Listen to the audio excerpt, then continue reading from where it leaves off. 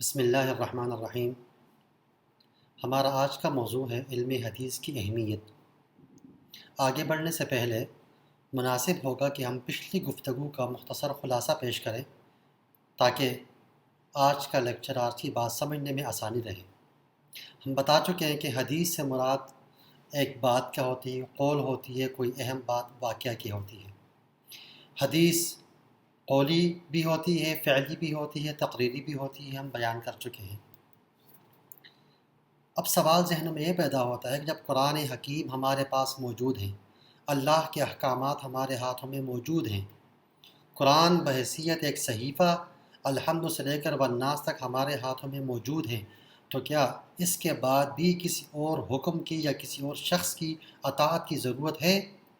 اس کا جواب ہاں میں ہے، اور قرآن ہی ہمیں حکم دیتا ہے کہ محمد صلی اللہ علیہ وسلم حامل قرآن، جس کے اوپر وحی نازل کی گئی، اس کی اطاعت بھی عین اللہ کی اطاعت ہے۔ جس طرح قرآن پاک میں دیے گئے احکامات کو ماننا ہے، اسی طرح ہی رسول کے دیے ہوئے احکامات کو بھی ماننا ہے۔ جن باتوں سے قرآن میں اللہ نے روکا ہے ان باتوں سے رکنا ہے، جن باتوں سے اللہ کے رسول نے روکا ہے ان باتوں سے بھی رکنا ہے۔ تو یہ دونوں چیزیں گویا کہ عین دین ہے، ان دونوں کے اندر کوئی فرق نہیں ہے۔ قرآن میں آتا ہے کہ وَمَا آتَاكُمُ الرَّسُولُ فَخُذُوهُ وَمَا نَهَاكُمْ عَنْهُ فَانْتَهُوا، جو چیز رسول دے وہ لو، جن سے روکے رک جاؤ۔ وَمَن يَطِعِ الرَّسُولَ فَقَدْ أَطَاعَ اللَّهَ، جس نے رسول کی اطاعت کی اس نے تحقیق اللہ ہی کی اطاعت کی۔ وہ کیوں؟ اس لیے کہ وَمَا يَنطِقُ عَنِ الْهَوَىٰ إِنْ هُوَ إِلَّا وَحْيٌ يُوحَىٰ، اس لیے کہ آپ صلی اللہ علیہ وسلم کی زبان مبارک سے کوئی بات نہیں نکلتی مگر وہ آپ کی طرف وہی ہوتی ہے، اللہ کا ارشاد ہوتا ہے، اللہ کا حکم ہوتا ہے جو آپ لوگوں کو بیان کرتے ہیں۔ روایت میں آتا ہے کہ ينزل علی الرسول صلی اللہ علیہ وسلم بالسنہ کما ينزل علیہ بالقرآن، یعنی جبریل امین جس طرح قرآن کی وحی لے کر اترتے تھے، عین اسی طرح ہی سنت کی تعلیم بھی آپ صلی اللہ علیہ وسلم کو دیتے تھے اور سکھاتے تھے۔ وہ سنت کی تعلیم حاصل کرنے کے بعد آپ صلی اللہ علیہ وسلم صحابہ کرام کو سنت کی تعلیم دیتے تھے، اور اس طرح نسل در نسل اس سنت پر عمل ہوتا رہا، اور واجب ہے مسلمانوں پر اس پر عمل کرنا۔ پھر ہم بتا چکے ہیں کہ حدیث کے جو ذخائر ہیں بنیادی قسم میں دو قسم کے ہیں، سرکاری و غیر سرکاری۔ ہم نے تقسیم کی، سرکاری سے وہ مراد دستاویزات ہیں جو آپ صلی اللہ علیہ وسلم کی زندگی میں ہی تحریر کی جا چکی۔ مثال کے طور پر صلح حدیبیہ کا واقعہ ہوا، لکھت میں آ گیا، اس کو لکھا گیا۔ اس کے علاوہ مدینہ کی طرف ہجرت کی، وہاں کے آس پاس کے پڑوس کے قبائل سے حلیفی معاہدات کیے، وہ تحریری شکل میں آ گئے۔ غلاموں کی خرید و فروخت کا معاملہ تھا، تحریری شکل میں آ گیا۔ میثاق مدینہ تحریری شکل میں آ گیا۔ مدینہ کا نظم و نسق کیسے چلانا ہے، سارے قبائل کے ساتھ مل کر 50-52 دفعات پر مشتمل ایک دستوری نظام لکھا اور تحریر میں لایا گیا۔ سراقہ جب آپ کو ہجرت کے وقت آپ کے پاس پہنچا آپ گرفتار کرنے کے لیے، تو آپ صلی اللہ علیہ وسلم کے اپنے غلام عامر بن فہیرہ کے ہاتھ ان کو ایک پروانہ امن کا لکھ کے دیا تھا۔ ہجرت حبشہ کے وقت اپنے جعفر طیار کو ایک لکھا ہوا رسالہ نجاشی کے نام دیا تھا۔ تو بتانا یہ مقصود ہوتا ہے کہ بھئی آپ صلی اللہ علیہ وسلم کی زندگی کے اندر ہی بہت ساری چیزیں، بہت سارے ذخیرے ضبط تحریر میں لائی جا چکی تھی۔ اس کے بعد غیر سرکاری طور پر صحابہ کرام نے آپ صلی اللہ علیہ وسلم کے احوال، آپ صلی اللہ علیہ وسلم کے ارشادات، افعال اور سنت کو نقل کرنا شروع کر دیا، اور کتابی شکل میں اس کو لکھا اپنے پاس۔ حضرت انس رضی اللہ تعالیٰ عنہ کے پاس بہت بڑا ذخیرہ، ہزاروں کی تعداد میں احادیث ان کے پاس لکھی تھی، اور وقتاً فوقتاً آپ صلی اللہ علیہ وسلم سے اصلاح کروائی تھی۔ ابو ہریرہ نے آپ صلی اللہ علیہ وسلم کی زندگی کے اندر ہی احادیث مرتب کی تھی، ان کے پاس باقاعدہ رجسٹرڈ میں لکھی ہوئی موجود تھی، جن سے وہ مراجعت کرتے تھے اور پڑھتے تھے، اس کے بعد وہ حدیثیں لوگوں کو اس کی تعلیم دیتے تھے۔ اس طرح کے بعد اس کے علاوہ تقریباً 50 صحابہ کرام ہیں جنہوں نے آپ صلی اللہ علیہ وسلم کی زندگی میں احادیث کی تدوین کی، مرتب کیا اور اپنے پاس باقاعدہ رجسٹرڈ میں لکھا۔ وہب بن منبہ حضرت ابو ہریرہ رضی اللہ عنہ کے شاگرد تھے، یعنی انہوں نے حدیث کا علم براہ راست حضرت ابو ہریرہ رضی اللہ تعالیٰ عنہ سے حاصل کیا، اور صحیفہ وہب بن منبہ آج ہمارے پاس موجود ہے۔ تو یہ ساری باتیں بتانے کا مقصد یہ ہے کہ بہت ساری سرکاری اور غیر سرکاری طور پر احادیث، آپ صلی اللہ علیہ وسلم کے افعال، ارشادات، سنت ضبط تحریر میں لائی جا چکی تھیں۔ ایک اور اہم بات جاننی بہت ضروری ہے کہ عام طور پر ہم دیکھتے ہیں کہ سنت اور حدیث کی اصطلاح بہت زیادہ استعمال ہوتی ہیں۔ تو کیا سنت الگ چیز ہے، حدیث الگ چیز ہے؟ کہ جاننا بہت ضروری ہے۔ آپ صلی اللہ علیہ وسلم کے حیات مبارکہ میں، جب آپ صلی اللہ علیہ وسلم حیات تھے اور موجود تھے، تو جو آپ کے اقوال تھے، جو آپ کی باتیں تھیں، صحابہ کرام کو جو ارشادات دیے تھے آپ نے، اس کو حدیث کہا جاتا تھا۔ اور آپ صلی اللہ علیہ وسلم کا جو طریقہ تھا، جس طریقے کی آپ نے صحابہ کرام کو تعلیم دی اور خود اس پہ عمل پیرا رہے، اس کو سنت کہا کرتے تھے۔ اب چونکہ سنت اور حدیث دونوں چیزیں ہمارے پاس کتب احادیث کے اندر ہی موجود ہیں، تو لہٰذا سنت کو حدیث اور حدیث کو سنت کہہ سکتے ہیں۔ دونوں مترادف ہیں، دونوں ہم معنی ہیں، یہ دونوں چیزیں موجود ہیں۔ حدیث ایک عام ٹرمینالوجی ہے، اصطلاح ہے۔ حدیث کے اندر یعنی کتب احادیث کے اندر ہر طرح کی احادیث موجود ہیں، چاہے حدیث حسن ہو، ضعیف ہو، موضوع ہو، شاذ ہو، موجود ہیں، اور سنت بھی ان کے اندر موجود ہے۔ تو سنت ایک خاص چیز ہو گئی جو کتب احادیث کے اندر ہی موجود ہے۔ مثال کے طور پر آپ صلی اللہ علیہ وسلم نے کہا، نماز پڑھانے کا ایک طریقہ آپ نے سکھایا، قرآن میں عمومی حکم آ گیا، آپ نے کر کے بتایا کہ بھائی اس طریقے سے آپ لوگوں نے نماز ادا کرنی ہے۔ اور اس طرح کی بے شمار چیزیں ہیں، قرآنی احکامات ہیں جن کی تفصیل آپ نے بیان کی، جس کی تشریح آپ نے کی، جہاں پہ کوئی اشکال تھا، ابہام تھا، اس کی وضاحت کرتی، جہاں پہ عملی طور پر صحابہ کرام کو تعلیم دینی تھی، آپ نے عملی طور پر کر کے دکھایا تھا اس چیز کو۔ سنت کے بارے میں کہہ سکتے ہیں کہ ایک طریقہ ہے، ایک ریت ہے، ایک ڈھنگ ہے۔ سنت قولی بھی ہو سکتی ہے، فعلی بھی ہو سکتی ہے، تقریری بھی ہو سکتی ہے،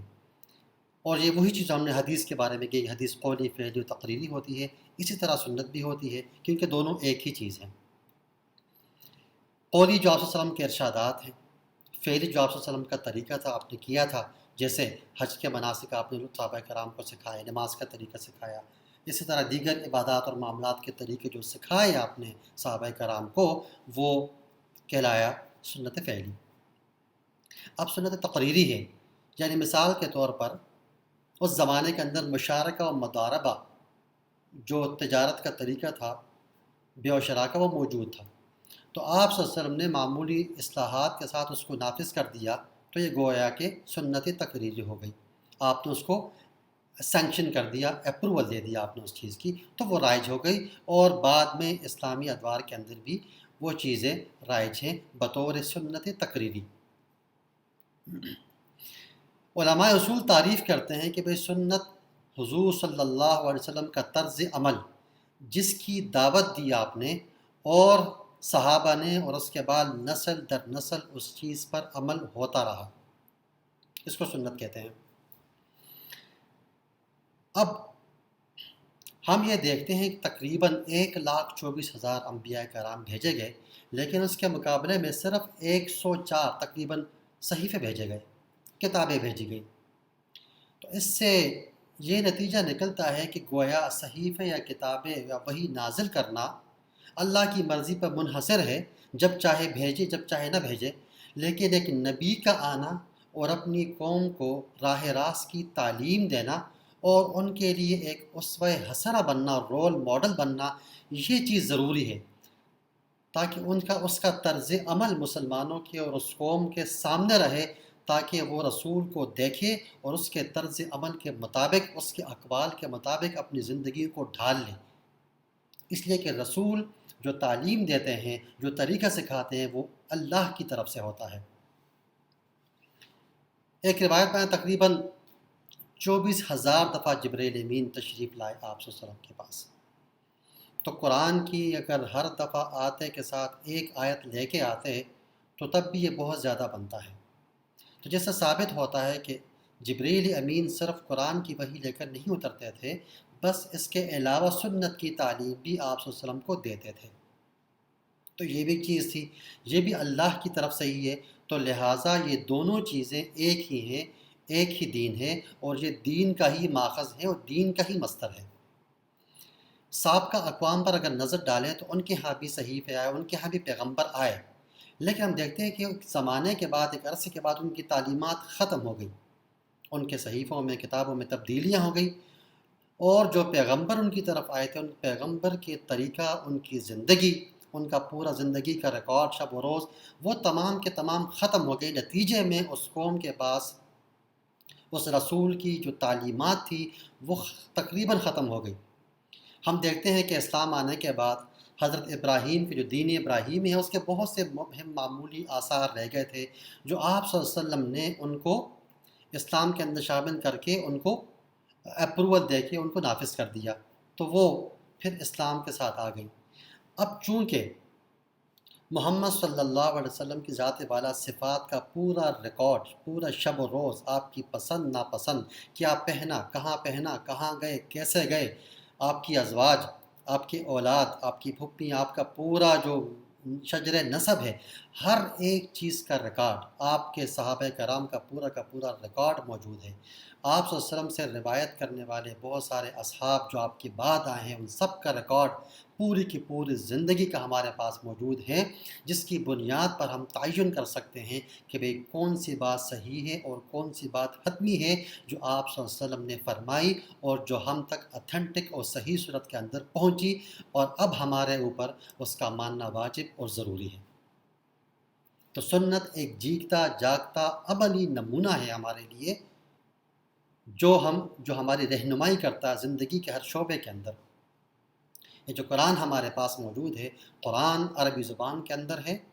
قرآن کا پورا متن الحمد سے لے کر والناس تک محفوظ ہے ہمارے ہاتھوں کے اندر۔ جس طریقے سے زید بن ثابت نے، دیگر صاحب نے اس کو لکھا، کمیٹی نے بیٹھ کے مرتب کیا، اسی طرح کا لکھا ہوا آج تک ہمارے پاس موجود ہے، یعنی ایون لکھائی کے اندر بھی کوئی فرق نہیں آیا، کوئی متن کے اندر کمی بیشی کوئی نہیں ہوئی، مکمل صورت میں ہمارے پاس موجود ہے جیسا کہ نازل ہوا تھا آپ صلی اللہ علیہ وسلم کے اوپر۔ اس کی زبان محفوظ ہے، جس کے اوپر نازل کیا گیا تھا اس کی سیرت محفوظ ہے، قرآن کا ماحول جس ماحول کے اندر نازل ہوا تھا وہ محفوظ ہے، ہر آیت، ہر صورت کا سیاق و سباق، جس سیاق و سباق کے اندر وہ نازل ہوا تھا وہ ہمارے پاس موجود ہے۔ جو صحابہ کرام موجود تھے جنہوں نے اجتماعی عمل کیا آپ صلی اللہ علیہ وسلم کی سیرت پر اور قرآن کے احکامات پر، وہ ہمارے پاس موجود ہیں۔ اب ہم یہ دیکھیں، اسلامی علوم و فنون کے اندر علم حدیث کی بہت بڑی اہمیت ہے۔ علم حدیث ان کا بنیادی محرک ہے اور بنیادی ماخذ و مصدر ہے۔ مثلا علم کلام آ گیا، ہم نے یہ دیکھا کہ بہت سارے لوگوں نے وہی کی عقلی توجیحات شروع کر دی کہ عقل کے تابع ہے یا نہیں۔ جس نے عقل کو اہمیت دی تو اس کے ہاتھ سے مذہب چلا گیا، جس نے مذہب کو اہمیت دی عقل کو ترک کر دیا، آخر کار ان کو مذہب بھی چھوڑنا پڑا۔ تو یہ مسلمان علماء اور محدثین ہی ہیں جنہوں نے عقل کی روشنی میں اسلامی عقائد اور عبادات کی تعبیر و تشریح کی اور لوگوں کو بتایا۔ مثال کے طور پر کہا کہ بھئی ایمانیات، ایمان کیا چیز ہے، اس سے کیا مراد ہے، اس کی کیا شروط ہیں، کیا ایمان میں کمی اور بیشی ہو سکتی ہے؟ تو بعض صحابہ کہہ سکتے ہیں کہ بھئی جو اللہ پر ایمان، فرشتوں کتابوں پر ایمان، اس میں کمی کیسے ہو سکتی ہے؟ اس میں اگر کسی چیز کا انکار کر دیا جائے تو آدمی مسلمان ہی نہیں رہ سکتا۔ تو کچھ علماء اور محدثین کا خیال ہے کہ بھئی ایمان، الایمان یزید و ینقص، ایمان زیادہ بڑھتا بھی ہے اور کم بھی ہوتا ہے۔ تو اگر دونوں آراء کو سامنے رکھ کر اس کی تطبیق کی جائے تو یہ بات سامنے آتی ہے کہ بھئی یہ کوالٹی ایک چیز ہے، کوالٹی،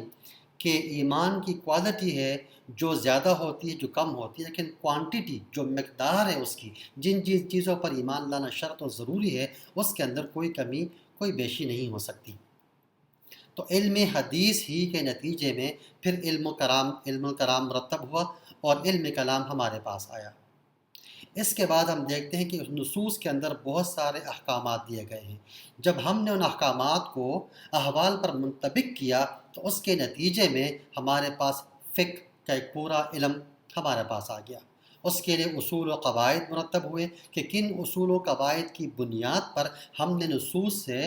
استخراج کرنا ہے اور نصوص سے استنباط کرنا ہے احکام کا، تو اس کے نتیجے میں اصول فقہ کا ایک پورا علم ہمارے پاس آ گیا۔ اسلوب دعوت کا پورا نظام علم حدیث کے مرہون منت ہے۔ اس کے علاوہ تاریخ نویسی کا جو پورا علم ہے یہ بھی علم حدیث کا مرہون منت ہے۔ تو بہت سارے علم و فنون ایسے ہیں اسلام کے اندر جس کی بنیاد ہی علم حدیث ہے، اور بہت سارے فقہا جو ہیں وہ اصل میں محدثین ہی تھے جنہوں نے حدیث کو بیان کیا تھا۔ اب ہمارے پاس جو احادیث کی کتابیں موجود ہیں اس میں مختلف موضوعات ہیں، جن موضوعات کے مطابق محدثین نے احادیث کو جمع کیا، مرتب کیا، پھر ان موضوعات کے تحت ان کو اپنے اپنے مقام میں اپنے اپنے باب کے اندر چیپٹر کے اندر ان کو رکھا۔ مثال کے طور پر شروع کے ابواب ہوتے ہیں عقائد کا، پھر احکام آتے ہیں، آداب و اخلاق آتے ہیں، رقاق آتے ہیں، دل کو نرم کرنے والی حدیثیں، تفسیر و تاریخ آ جاتی ہے، مغازی آتے ہیں، شمائل آتے ہیں، سابقہ اقوام کے حالات آ گئے، فتن آ گئے، مناقب الصحابہ آ گئے، اشراط الساعہ آ گئے یعنی علامات قیامت۔ تو اس طرح کے انہوں نے ابواب بنائے، پھر ان ابواب سے متعلق جو احادیث تھے اس کے اندر جمع کر دی۔ تو اس طرح انہوں نے اپنے صحیفے، انہوں نے اپنے صحیحین یا اس طرح اپنی سنن یا اپنے علمی جو ذخیرت حدیث کے وہ مرتب کیے، وہ جمع کیے۔ اب اس کے حساب سے اگر ہم دیکھیں تو جن کتابوں کے اندر ان تمام موضوعات کے اوپر احادیث کو جمع کیا گیا ہے وہ کتابیں کہلاتی ہیں جامع، یعنی جامع صحیح، جو صحیح بخاری اور صحیح مسلم ہے۔ ان دو کتابوں کے اندر ان سارے موضوعات کے اوپر احادیث موجود ہے تو ان کو جامع کہہ سکتے ہیں۔ اب فقہی ترتیب کے حساب سے جس مجموعہ حدیث کے اندر احادیث کو جمع کیا گیا ہے اس کو بولتے ہیں سنن، جیسے سنن ابی داؤد۔ یعنی ہم دیکھتے ہیں کہ کتب فقہ کے اندر جو موضوعات ہوتے ہیں ان کی اپنی ترتیب ہوتی ہے، یعنی طہارت سے لے کر نماز اور عبادات اور پھر معاملات اور نکاح اور طلاق اور وصیت وغیرہ، اس طرح کی ان کے اندر ایک سیریز ہوتی ہے، ایک ترتیب ہوتی ہے۔ اگر اسی ترتیب کے مطابق احادیث کو جمع کر دیا جائے تو وہ جو ذخیرہ کہلائے گا احادیث کا وہ سنن کہلاتا ہے۔ اس کے بعد آتا ہے مسند، یعنی صحابہ کرام کی ترتیب کے لحاظ سے احادیث کو جمع کرنا۔ یہ الفابیٹیکلی یعنی حروف تہجی کے اعتبار سے بھی ہو سکتا ہے، یا آپ صلی اللہ علیہ وسلم سے قرابت اور رشتہ داری کے حساب سے بھی ایک تقسیم ہو سکتی ہے، یا درجات کے حساب سے بھی، عشرہ مبشرہ پہلے اور اس کے بعد پھر دوسرے اور تیسرے، اس طرح کی تقسیم کر کے بھی احادیث کو صحابہ وار جمع کیا جائے، اس کتاب کو مجموعہ حدیث کو مسند بولتے ہیں۔ یہ لفظ ہے مسند۔ اس کے بعد آتے ہیں معجم، یعنی اپنے شیوخ کے اعتبار سے اگر مثال ایک آدمی نے 2 یا 3 شیوخ سے علم حدیث حاصل کیا ہے تو اپنے اسی شیوخ کی ترتیب سے پہلے شیخ نمبر 1 سے جو حدیث حاصل کیے وہ لکھے، پھر شیخ نمبر 2 سے اور پھر شیخ نمبر 3 سے، اس طرح جو شیوخ ہیں اس کے ترتیب کے لحاظ سے احادیث کو جمع کیا جائے تو وہ جو ذخیرہ کہلاتا ہے وہ معجم کہلاتا ہے، معجم طبرانی وغیرہ اس طرح کی۔ مستدرک،